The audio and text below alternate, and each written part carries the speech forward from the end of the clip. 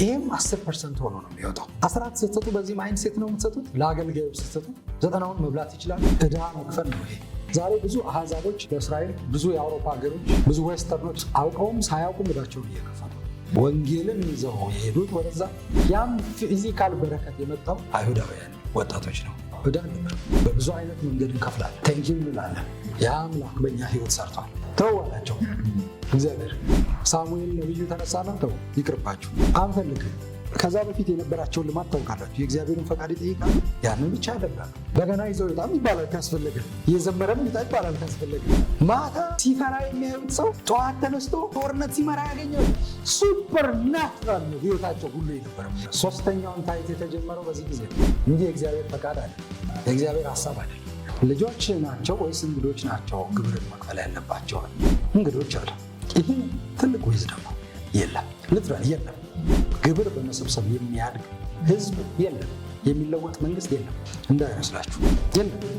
መጽሐፍ ቅዱስ አይልም፣ የእግዚአብሔር ቃል አይልም። እሱ ደግሞ ስህተት ነው፣ ትክክልም አይደለም። እዛም ውስጥ አትግቡ። ግን አስራት ግን እያወጣችሁ እነሱ እንደውም የከፋውን አስራት ነው የሚቀበሉት። ስለዚህ ቄሳርን ለቄሳር ተብሏል፣ አትፍሩ። የቄሳርን ለቄሳር፣ የእግዚአብሔርን ልባችሁን ደግሞ ለእግዚአብሔር ስጡ።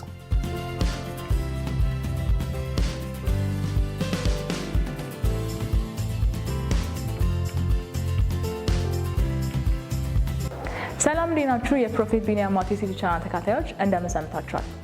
እንደተለመደው በዛሬው ቪዲዮ ደግሞ አዲስ ትምህርት ይዘንላችሁ መጥተናል። ድንገት ከዚህ በፊት የነበረው ቪዲዮ ካልደረሳችሁ እዚች ጋር ሊንክ አለች፣ እሷን ነክታችሁ ማግኘት ትችላላችሁ። ቀጥታ ወደ ትምህርቱ እንሂድ። ሌዋውያን እዚህ ቦታ ላይ ብቻ አልተዋቸው። ሌዋውያንን ትቷል ነው አልተዋቸው። እሱን ማን ያወደው? ሁለተኛው አስራት እሱ ዕዳ መክፈል ይባላል። ዕዳ መክፈል አስራት አይደለም።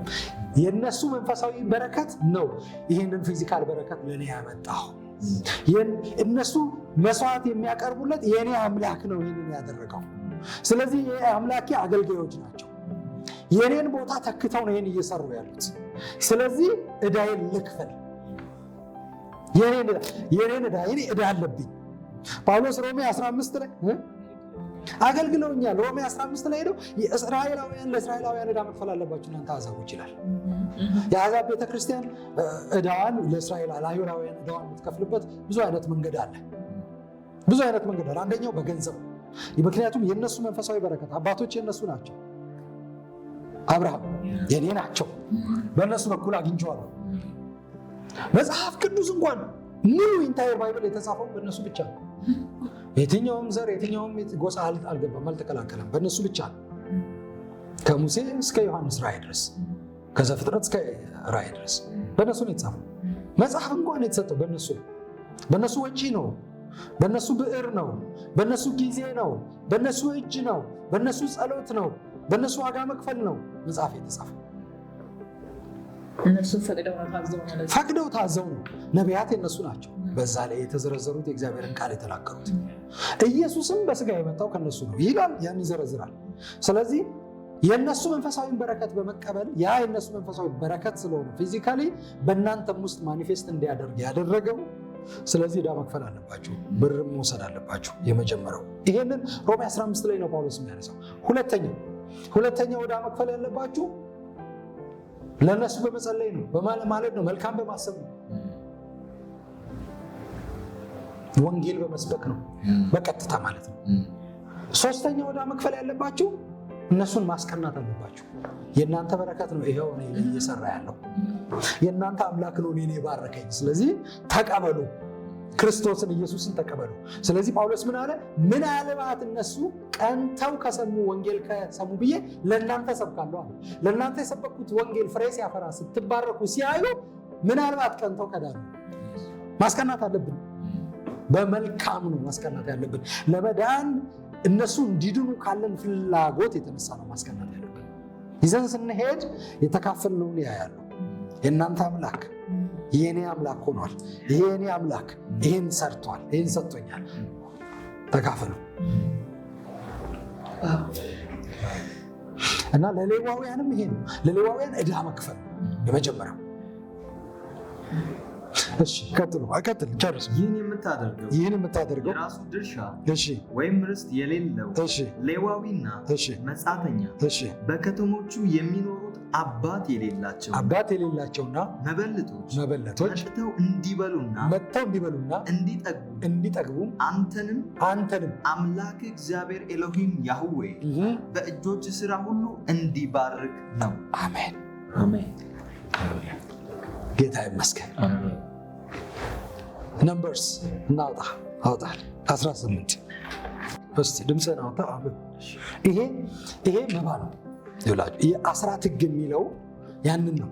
ግን 3 አይነት አስራት ብያቸዋለሁ። ይሄም 10% ሆኖ ነው የሚወጣው። ግን መስዋዕት አድርጋችሁ የምታቀርቡትን ነገር ነው ይዛችሁ የምትሄዱት። በዛን ጊዜ እስራኤላውያን ያን መሰዊያ ላይ ከሚቀርበው 90ውን ይወስዱና ሌዋውያኑ ከዛ ላይ ርስታቸው እሱ ነው የሚሆነው። ለምን? እግዚአብሔር ርስታችሁ እኔ ነኝ ብሏል። ስለዚህ ለእግዚአብሔር የሰጡትን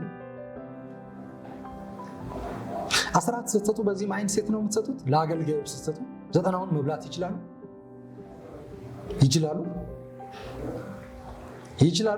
ቅድም ያልኩት ለዚህ ነው።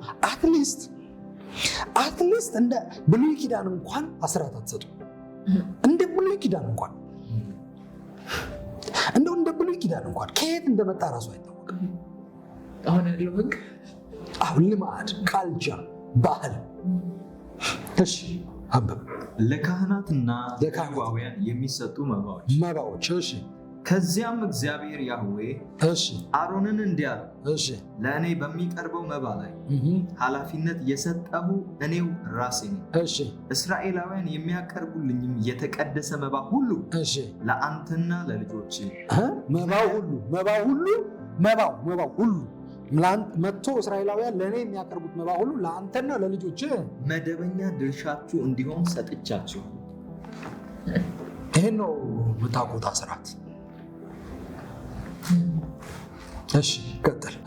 ለእኔ ከሚቀርብልኝ እጅግ ከተቀደሰው መባ ሁሉ በእሳት የማይቃጠለው የራስ ድርሻ ይሆናል። እጅግ የተቀደሰ አድርገው ከሚያመጡልኝ ስጦታ ከእህል ቁርባንም ሆነ ከኃጢአት ወይም ከበደል መስዋዕት የሚነሳ ሁሉ የአንተና የልጆች ድርሻ ነው። እጅግ ቅዱስ መሆኑን በማሰብ በተቀደሰ ስፍራ ብላው። እያንዳንዱም ወንድ ብላው አለበት። አሁን ብላው። መባውንም ብላው። እያንዳንዱም ወንድ አሮን ከዚህ ይብላ። ይህም ለአንተ የተቀደሰ ነው። ቀጥል። ቁጥር 11 እስራኤላውያን ከሚያቀርቡት ስጦታ መባ አድርገው የሚያመጡት ስጦታ እንዴት ያለ እንደሆነ ደግሞ ይናገራል። ከሚወዘወዘው ቁርባን ተለይቶ የሚቀመጠው ስጦታ ሁሉ ያንተ ይሁን። ይህም ለአንተ ለወንድና ለሴት ልጆች መደበኛ ድርሻ አድርጌ ሰጥቻቸዋል። ከቤተሰቦች በስርዓቱ መሰረት የነጻ ማንኛውም ሰው ከዚህ መብላት ይችላል። እስራኤላውያን የመኸር በኩራት አድርገው ለእስራኤል ለእግዚአብሔር ያህዌ የሚሰጡትን ምርጥ የወይራ ዘይት በሙሉ ምርጥ የሆነውን አዲስ የወይን ጠጅና እህል ሁሉ ለአንተ ሰጥቻቸዋል። ለእግዚአብሔር የሚያመጡት የምድሪቱ በኩር ፍሬ ሁሉ የአንተ ይሆናል። ከቤተሰቦች በስርዓቱ መሰረት ንጹሕ የሆነ ማንኛውም ሰው ይህን መብላት ይችላል። ለእግዚአብሔር ያህዌ ፈጽሞ የተሰጠ በእስራኤል ያለ ማንኛውም ነገር ሁሉ ያንተ ነው። ማህፀንን የሚከፍትና ለእግዚአብሔር ያህዌ የተሰጠ ሰውም ሆነ እንስሳት ያንተ ነው። ሰውን ብላው እያለ አይደለም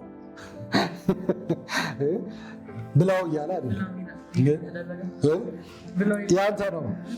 ሳሙኤልን ታስታውሳላችሁ። ሳሙኤል ማህፀን ሲከፍት ኦነስት ናት፣ ታማኝ ናት፣ እግዚአብሔርን ትወዳለች፣ እንደ ሕጉ ትሄዳለች። ሐና አምጥታ ምንም የተወደደ ቢሆን ምንም ለምን ጸልያ የተቀበለችው ቢሆን እንደ ሕጉ መሰረት አምጥታ በመቅደስ ተወችው እግዚአብሔር እንዲያገለግል። መዋጀት ግን የሚቻልበት መንገድ አለ። እሷ ግን ያንን ማድረግ አልፈለገችም። እንደውም ተስላ ነው ሄደችው። ከሰጠኸኝ አምጥቼ እሰጥሃለሁ ነው ያለችው። እሺ ቀጥል። ነገር ግን ማንኛውም በኩር ሆኖ የተወለደ ወንድ ልጅና ንጹሕ ካልሆነ እንስሳ በኩር ሆኖ የተወለደውን ተባዕት ሁሉ ዋጀው። እነዚህም አንድ ወር ሲሆናቸው 20 ጌራ በሚመዝነው በቤተ መቅደሱ ሰቅል ልክ በተወሰነው በመዋጃ ዋጋ በ5 ሰቅል ጥሬ ብር ተዋጀዋል። የተቀደሱ ስለሆኑ የበሬ የበግ ወይም የፍየል በኩር የሆኑትን አትዋጃቸው። ደማቸውን በመሠዊያ ላይ ትረጫሉ። ስባቸውን ሽታው እግዚአብሔር ያህዌን ደስ የሚያሰኝ እንዲሆን በእሳት የሚቀርቡ መስዋዕት አድርገህ ታቃጥለዋለህ። የሚወዘወዘው ቁርባን ፍሪምባና የቀኙን ወርች ያንተ እንደሆነ ሁሉ የእነዚህን ሥጋ የአንተ ይሆናል። እስራኤላውያን ለእግዚአብሔር ያህዌ ከሚያቀርቡት ከተቀደሰ ቁርባን የሚለየው ሁሉ ላንተ ነው። ለወንድና ለሴት ልጆች መደበኛ ድርሻ አድርጌ ሰጥቻቸዋለሁ። እናቁም እዚህ ጋር፣ ምክንያቱም ኦልሞስት ብዙ አነበብን። ስለዚህ ለተመልካቾቻችን ዘኍልቍ 18 ሙሉን ሄደው እንዲያነቡ እናሳስባቸዋለን። እዛ ላይ 10% ራሱ እንዴት እንደሚመጣ ይናገራል። ወደ መጨረሻው ቦታ ላይ 10% ራሱ እንዴት ማስገባት እንዳለባቸው መቀበል እንዳለባቸው ይናገራል። ይሄ ሁሉ ግን የሚመጣው የሚቀርበው በዋናነት ለመባ ነው የሚመጣው። ሁሉም የሚመጣው ይሄ አጠቃላይ የመባ ስርዓት ነው። ለእግዚአብሔር መባ አድርገው ወይም ደግሞ ለእግዚአብሔር የምስጋና መስዋዕት አድርገው የሚያቀርቡትን ማለት ነው። እንግዲህ የእግዚአብሔር ስም የተባረከ ይሁን እና ይህንንም ከታይት ጋር በስም ያነሰዋል። እንደ አስራት ብሎ በስም ያነሰዋል። ሁለተኛው አይነት አስራት ይሄ ነው። ለሌዋውያን የሚከፈል ዕዳ ነው እግዚአብሔርን ስለሚያገለግሉ። መጨረሻ ላይ ያንን ያብራራል 24 ላይ። ምንድን ነው የሚለው 24 ላይ? በዚህ ፈንታ እስራኤላውያን መባ አድርገው ለእግዚአብሔር ያህዌ የሚያቀርቡትን አስራት ለሌዋውያን መባ አድርገው አስራት ያመጣሉ። መባ አድርገው አስራት ያመጣሉ። መባ አድርገው አስራት ያመጣሉ። ይኸውላችሁ አስራት አይደለም የሚያመጡት፣ አስራት አድርገው አይደለም የሚያመጡት፣ መባ አድርገው የምስጋና መስዋዕት አድርገው ያመጣሉ ለእግዚአብሔር። ቴንኪው ባርከናል ብለው ያመጣሉ። ይህንን ግን አምጥተው ለሌዋውያን እንደ ዕዳ ይከፍላሉ፣ ይሰጧቸዋል። ሌዋውያን ከዛ ላይ አስራት ደግሞ አውጥተው መሰዊያው ላይ ያኖሩና ያቃጥሉታል በእግዚአብሔር ፊት። ግን ከመሰዊያው ደግሞ ይበላሉ። የቀረውን በመረጡት ቦታ ሄደው ይበላሉ። ይህንን ደግሞ በተቀደሰ ስፍራ ይበሉታል። እሷን ብቻ አንብብና በዚህም ፈንታ እስራኤላውያን መባ አድርገው ለእግዚአብሔር ያህዌ የሚያቀርቡትን አስራት ለሌዋውያን ርስት አድርጌ ሰጥቻቸዋለሁ። ለሌዋውያን ምን አድርጌ? ርስት አድርጌ። እኔም እነርሱን በተመለከተ በእስራኤላውያን መካከል ርስት አይኖራቸውም ያልሁት በዚህ ምክንያት ነው። ምክንያቱም ዕዳ ይከፈላቸዋል። ርስት አድርጌ የኔ የሆነውን ሰጥቻቸዋለሁ። ለእኔ በምስጋና የሚያመጡትን መባ አስራት አድርጌ ርስት አድርጌ ሰጥቻቸዋለሁ። ዕዳ መክፈል ነው ይሄ። የእግዚአብሔር ስም የተባረከ ነው። ዛሬ ብዙ አሕዛቦች ለእስራኤል ወይም ደግሞ ብዙ የአውሮፓ ሀገሮች እና አሜሪካ ብዙ ዌስተርኖች ለእስራኤል አውቀውም ሳያውቁም ዕዳቸውን እየከፈሉ ወንጌልን ይዘው የሄዱት ወደዛ። ያም ፊዚካል በረከት የመጣው በእነዚህ አይሁዳውያን ወጣቶች ነው፣ በሐዋርያቱ ነው። እነ ጳውሎስ አውሮፓን እና መካከለኛው ምስራቅን የተወሰነውን ሰሜን አሜሪካ አፍሪካ ክፍል ለውጠውታል። ወደ ኤዥያ ድረስ ይሄዱ አሉ። እንግዲህ ባይብል ላይ የተጻፈውን ነው ሜንሽን ያደረግኩላችሁ። እነ ስፔን እነ መቄዶንያ የሄዱት እነ ጳውሎስ ናቸው። ኤፌሶን ምንድን ነው ቱርክ ድረስ የሄዱት እነ ጳውሎስ ናቸው። ያንን በጳውሎስ መልእክት ላይ ተጽፎ እናገኛለን። ለኤፌሶን ሰዎች ተጽፎ መልእክት እናገኛለን። ሐዋርያ ሥራ ላይ እናገኛለን። የሄዱት እነሱ ናቸው። ያው በረከት ደግሞ መልቲፕላይ አድርጓል። ከአውሮፓ ደግሞ ተነስተው ሰዎች አሜሪካ ሄደዋል። በረከቱን ይዘው ያንን በረከት ይዘው ያንን ስፒሪቹዋል ብሌሲንግ ይዘው ሄደው ኢንትሮዲውስ አድርገው ፊዚካሊ በቅሏል፣ በስቷል። ስለዚህ እግዚአብሔር በአንድም ሆነ በተለያየ መንገድ እያስከፈላቸዋል። ለእስራኤላውያን ዕዳችንን አንከፍልም የሚሉ ሀገራት እንዳልተባረኩ የሚያምኑ ናቸው ማለት ነው። ደግሞ ማናየም ብዙ ደግሞ ያንን ማድረግ መከልከል አይችሉም። ያንን ያደረጉ ደግሞ በረከታቸውን እየተቃወሙ ነው። ጌታ ይመስገን። ዕዳ አለብን። በብዙ አይነት መንገድ እንከፍላለን። ቴንኪው እንላለን። ያ አምላክ በእኛ ህይወት ሰርቷል። በዛ ዘር ውስጥ ገብተናል። የአብርሃም ልጆች ሆነናል። ጌታ ይመስገን። ጌታ ይባረክ። ሁለተኛው አስራት ይሄ ነው። ሶስተኛውን እንየው እና ስለ አስራት ሶስተኛውን እንየው። በደንብ ግልጽ ነው አይደለ? በደንብ ግልጽ ነው አይደለ? ስለዚህ ብዙ ነፃ አልወጣችሁ። በደንብ በነፃነት ንገሩ፣ እናውራ።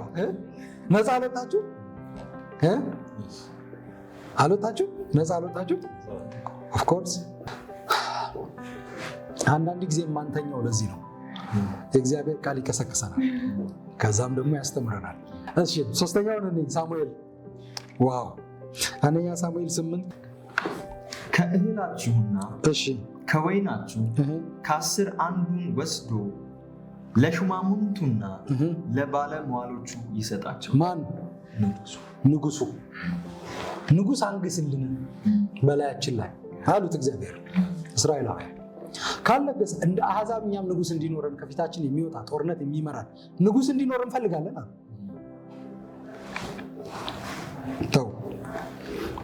ተው አላቸው እግዚአብሔር። ሳሙኤል ነቢዩ ተነሳና ተው ይቅርባችሁ፣ አንፈልግም ጦርነት የሚመራን።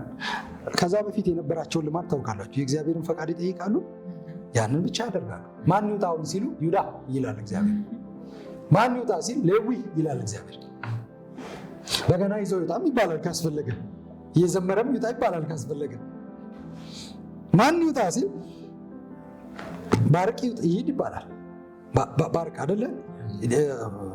መሳፍንት ላይ የነ ዲቦራ ታሪክ፣ ዲቦራ ራሱ ባርቅን አስጠራችው። ደፋሮች እያሉ ማለት ነው። ፈሪ የሆነው ሰው ተጠራና ከሰፈር መጣ። አቤት ዲቦራ ነው። እግዚአብሔር እንደዚህ ይላል፣ ወደ ታቦር ተራራ ሰራዊት ይዘህ ሂድ፣ በዛ ሲሳራን ትገጥመዋለህ፣ አሳልፌ እሰጥሃለሁ ብሎ አልሄድም። ለምን? አንቺ ካልሄድሽ አልሄድም። አንቺ አብረሽኝ ካልወጣሽ አልሄድም። ኦኬ እሄዳለሁ፣ ግን እግዚአብሔር ድሉን ለሴት ይሰጣል። ታውቃላችሁ፣ ለኢያኤል ነው የሰጠው። ኢያኤል ነው የሰጠው። ማን ነው? ሲሳራ። በዚህ ልማድ ነው የመጡት። በቃ የማይመስል መንገድ ነው፣ ለድል የማይመስል ግን እግዚአብሔር እያሸነፉ ማለት ነው። እያሸነፉ እግዚአብሔር ንጉሳቸው ሆኖ፣ እግዚአብሔር ንጉሳቸው እንደሆነ ነው የሚታየው እኮ በሰነፉ ተጠቅሞ ነፃ ሲያወጣቸው። ዮፍታሔን ማየት እንችላለን። ዮፍታሔ እኮ የጋለሞታ ልጅ ተብሎ ከአባቱ ቤት የተባረረ ነው። ምናምንቴዎች ተከትለውት ማታ ማታ ማጅራት እየመቱ ነው የሚበሉት።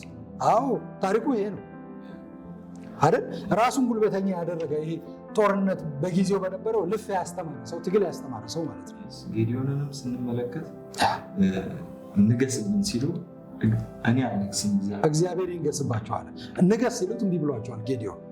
ጌዲዮን መጀመሪያ ምን አይነት ሰው ነው? ፈሪ ነው። በሌሊት በምሽት ምድያማውያን መጥተው ይወስዱብኛል ብሎ በወይን መጭመቂያ ውስጥ ገብስ እየወቃ ያለ ሰው ነው። መጥቶ የእግዚአብሔር መልአክ ከእግዚአብሔር ከአንተ ጋር ነው ሲለው፣ እግዚአብሔር ከኛ ጋር መሆኑን በምን እናውቃለን? ምን ማረጋገጫ ትሰጠናለን? መልአኩ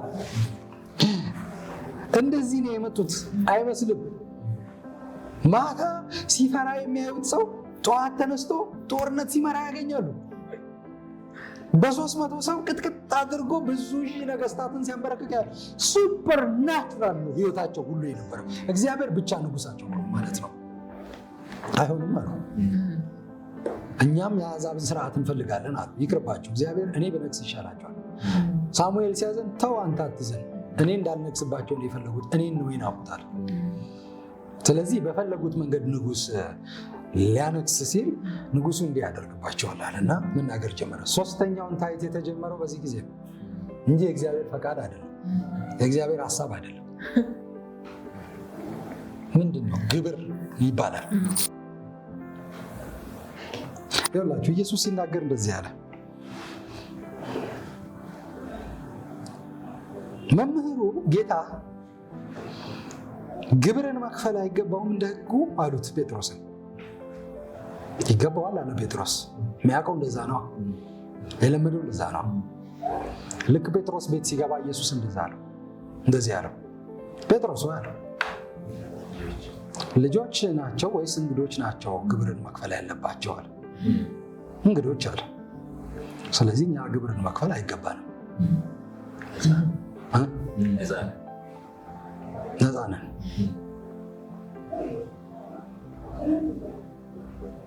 ይሄ ትልቅ ዊዝደም ነው።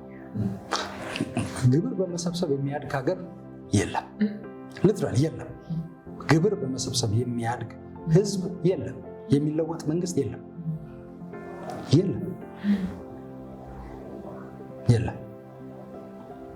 እንዳይመስላችሁ ሀገራት ብዙ ግብር በመሰብሰብ ቀረጥ በመጣል ያደጉ እንዳይመስላችሁ። የለም። መጽሐፍ ቅዱስ አይልም። የእግዚአብሔር ቃል አይልም። ስክሪፕቸራል አይደለም፣ ግን ደግሞ ስክሪፕቸራል ያል ካልሆነ መንግስት ስክሪፕቸራል እንዲሆን ደግሞ አጠብቁ። እሱ ደግሞ ስህተት ነው፣ ትክክልም አይደለም። እዛም ውስጥ አትግቡ። ግን ወቁ፣ ታይት ግን እየሰጣችሁ ነው፣ አስራት ግን እያወጣችሁ ነው። ሳውልን አስራቱን ይቀበላቸዋል አላቸው ስለ ሳውል፣ ስለ ንጉሱ ሲናገር። በእርግጥ ሳውል ከመንገሱ በፊት ነው። ለሹማምንቱ ለኦፊሰሮቹ እንዲሆን አስራት ከእናንተ ከሁሉም ነገራችሁ ላይ ይሰበስባል። እሱ ብቻ አይደለም፣ እኔ ዋጅቼ የለቀኳቸውን ልጆቻችሁን ራሱ ወታደር ያደርጋቸዋል። በመዋጀት የተለወጡትን እነሱ በመዋጀት አይለውጧቸውም። ሴቶች ልጆቻችሁን እንኳን እንጀራ ያስጋግሯቸዋል፣ ያሰሯቸዋል። እነሱ እንደውም የከፋውን አስራት ነው የሚቀበሉት።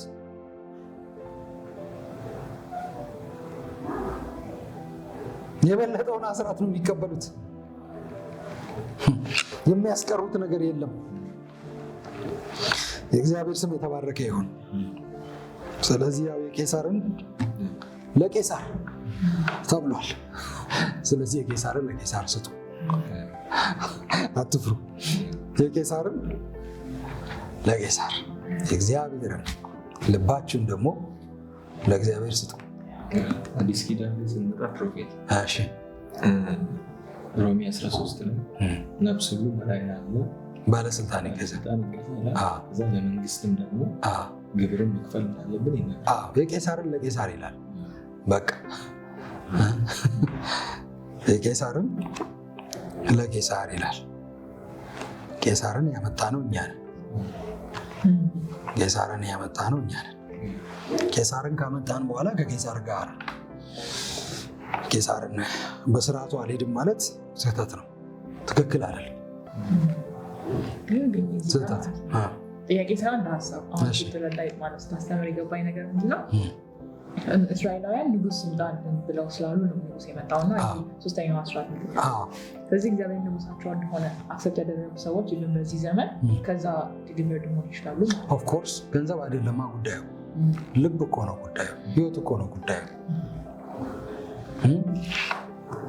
ገዥነት እኮ ነው ጉዳዩ፣ አስተዳደር እኮ ነው ጉዳዩ እኮ። ስርዓት ነው የምትኖሩበት፣ ስርዓት እኮ ነው የምትኖሩት። በየትኛው መንግስት ስርዓት ነው? በእግዚአብሔር መንግስት ስርዓት ነው የምትኖሩት ወይስ በዚህ ዓለም መንግስት ስርዓት ወይም በዚህ ዓለም ህዝብ ስርዓት ነው የምትኖሩት? እነሱ እኮ የፈለጉት የአሕዛብን ልማድ ወደዚህ ማምጣት ነው፣ በዛ መኖር ነው የፈለጉት። ስለዚህ በአሕዛብ ልማድ መኖር ነው የምትፈልጉት። የገንዘብ ጉዳይ አይደለም። ቅድምም ብያቸዋለሁ፣ ሲድ እንኳን ገንዘብ አይደለም፣ የገንዘብ ጉዳይ አይደለም፣ የገንዘብ ጉዳይ አይደለም፣ የልብ ጉዳይ ነው። የምትኖሩት በየትኛው ስርዓት፣ የምትመርጡት በየትኛው ስርዓት ለመኖር ነው።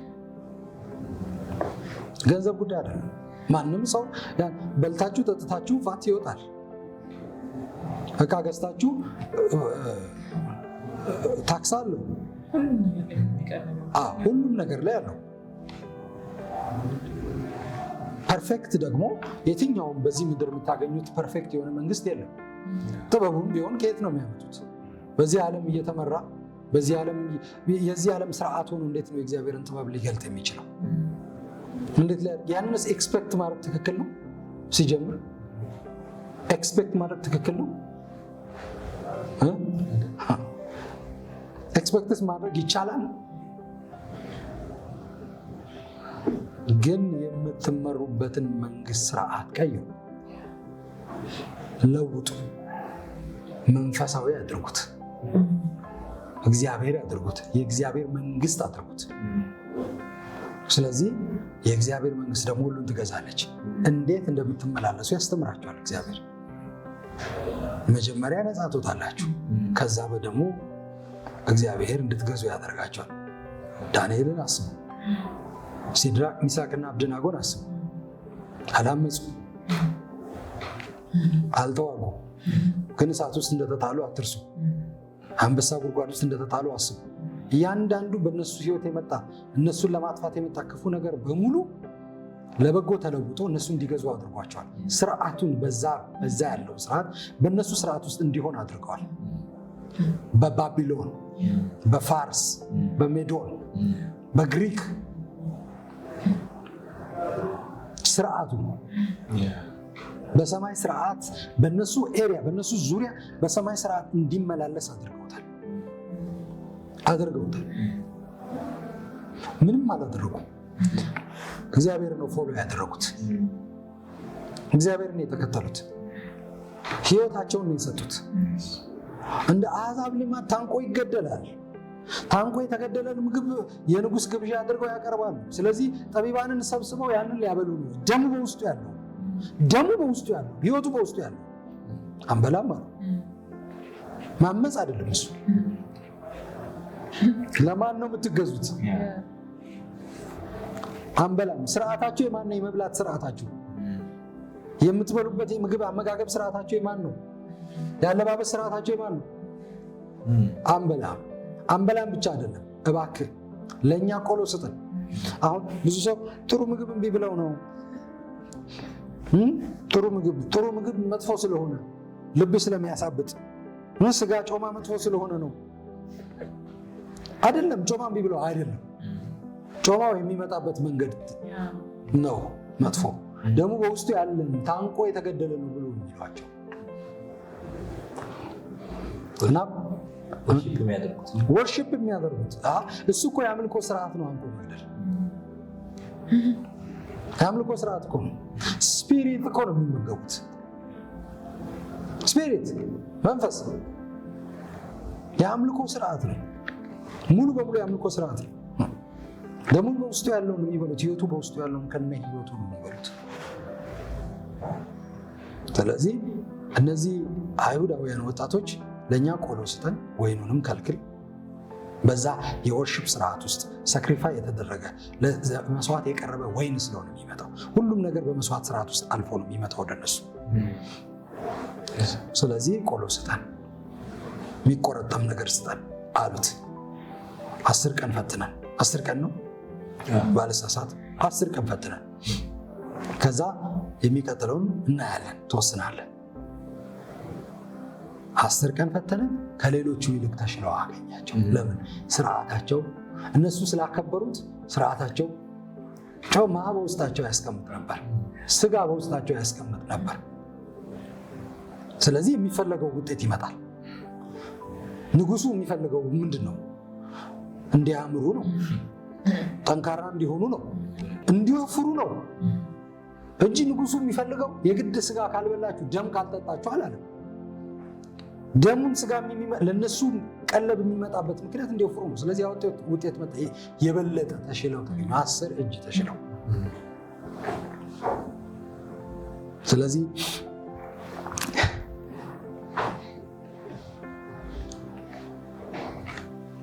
እሳት አዘጋጅቶ ለራሱ ምስል አዘጋጅቶ ክሬዚ ነው አብዶ።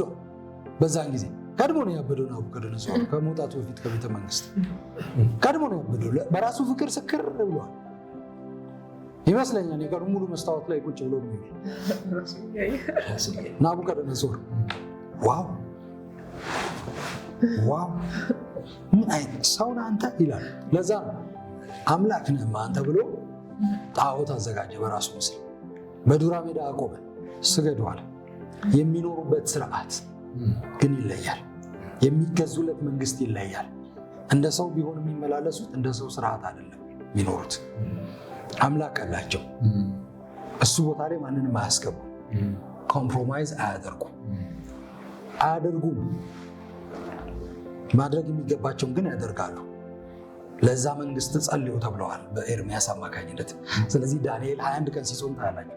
ከዛም ውጭ ሲጸልይ ታያላችሁ። በጸሎት ሲያማክረው ታያላችሁ። ናቡከደነጾርን በመልካም ሁኔታ ክፉ ሆኖ እንኳን ናቡከደነጾር በመልካም ሁኔታ ሲረዳው ታያላችሁ። ያ ስርዓት ብቻ ነው በሰይፍ የተገደለን ንጉስ አማካሪ አድርጎ ሌላው እንዲሾም የሚያደርገው። እነ ዳርዮስ ሲመጡ ብልጣሶርን ገለው ነው የመጡት። በአንዴ ማኔ ቴኬል ፋሬስ የሚለውን እጅ አየት ተረጎመለት፣ ወዲያውኑ ተገደለ። እዛው ዳንኤል በቆመበት ነው የገቡት እነዛ። አሁን ነው ነፍስን ሊወስድ አሁን ይወስዳል። እዛው ልክ ዳንኤልን አልብሰው እንደጨረሱ ይሄ ከሽማምንቱ አንዱ እንደሆነ እኮ ያስታውቃል። ለብሷል። እንዴት በሰይፍ አይገሉትም? ምክንያቱም ስርዓቱ የሚገዛለት ስርዓት ከአንበሳ ያወጣው ስርዓት እንዴት አድርጎ ነው? አሁንም ከአንበሳ ሊያወጣው ነው። በእርግጥ ገና አለ ከፊት ለፊት። ከእሳት ያወጣቸው እንዴት ነው ለአንበሳ ለሰይፍ አሳልፎ የሚሰጠው? እዛው ብልጣሶርን ገለው ዳንኤልን አንተ ነህ አማካሪ አለ።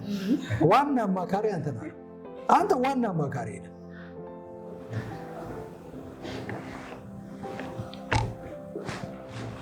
ለዛ ነው ተነስተው እነ ቂሮስ የሰማይ አምላክ በታላቁ ከተማ ቤተ መቅደስ ለራሱ እንዳሰራለን አዘዘኛል። በዝት አሉ። በዛ ስርዓት የሚመላለሱ በቂሮስ ዘመን የሚመላለሱ ዘካርያስ የሚባል ነቢይ፣ ኢያሱ የሚባል ካህን፣ እዝራ የሚባል አስተማሪ ወይም ጸሐፍት ወይም ካህን፣ እዝራ የሚባል ካህን አስተማሪ፣ ብዙ ነቢያት እነ ሐጌ እነ ነህምያ፣ ዘሩባቤል ብዝት አሉ። በዛ ዘመን የሚመላለሱ ወጣቶች፣ ጎልማሳዎች፣ ሽማግሌዎች፣ ወንዶች፣ ሴቶች። አንዱን ንጉሱ ጠርቶ ሂድና ለምን ተጨነቅ ይላል። ኢየሩሳሌም ቅጥሩ ፈርሶ ሂድና ስራ ደብዳቤ። አንዱን ባኪናና የአንተን ሕዝብ አስተምር እግዚአብሔርን መፍራት እዝራን ጠርቶ ለእኔም ደግሞና ለቤተሰቤ እንዲጸልዩ ንገራቸው፣ አሳስባቸው። ምንድነው ብር ወርቁ የለምና አሁን ቤተ መቅደሱ እንዴት ነው የምናስበው? እግዚአብሔር ተነሱ፣ ብር ወርቁ የኔ ነው። ከፊተኛው ቤት ክብር ይልቅ የኋለኛው ቤት ክብር ይበልጣል። ከዓለም ሁሉ የተሰበሰበውን ወርቅ የግምጃ ቤት ከፍቶ ንጉሱ የሚፈልጉትን ውሰዱ፣ ከሰለሞን ይልቅ ሰለሞን ካከማቸው ይልቅ ከዓለም ሁሉ የመጣን ወርቅ እነሱ ለእግዚአብሔር እንዲቀድሱት። እዛ ውስጥ ሁሉ አገኙ። አንዳንዱን የሰለሞንን ወርቅ አገኙ። ያኔ ናቡከደነጾር ያመጣው አገኙ ይላል እኮ አገኙ፣ ሰጣቸው ይላል። እሱ አውጥቶ ናቡከደነጾር ወስዶት ከዛ ብልጣሶር ወይን መጠጫ እንዳደረገው አይተናል በመጽሐፍ። ያን ሁሉ አውጥቶ ውሰድ እነዝራ። ጊዜው ሲደርስ እግዚአብሔር ሰው አዘጋጅቷል። እነዚህ ሰዎች ግን በእግዚአብሔር ስርዓት በእግዚአብሔር ሲስተም የሚመሩ ናቸው። በባቢሎናውያን ስርዓት አይደለም። የአመጋገባቸው ስርዓት፣ ያለባበሳቸው ስርዓት፣ ስርዓታችሁን የሚያስቀይር መንግስት የእግዚአብሔር መንግስት አይደለም፣ የሰይጣን መንግስት ነው። የሚያክለው እሱ ስርዓታችሁን የሚያስቀይር ደግሞ ፊዚካል አይደለም፣ ስፒሪቹዋል መንፈሳዊ ነው። ጌታ ይመስገን። ስለዚህ 3 አይነት አስራት ሌላ አስራት ኢንትሮዲውስ ያደርጋል። ንጉሱ አስራት መቀበሉ ግብር መቀበሉ ስህተት ነው አይልም። አታውቁትም፣ ስርዓቱን አታውቁትም፣ መልኩ አታውቁትም። አሕዛብ እንዴት እንደሚኖሩ ኮምፕሌን ማድረግ አይቻልም። ስለምንም ኮምፕሌን ማድረግ አይቻልም። በአንዳች አትጨነቁ፣ ስለ ሁሉ ግን አመስግኑ። በምስጋና ሆናችሁ ልመናችሁን አቅርቡ።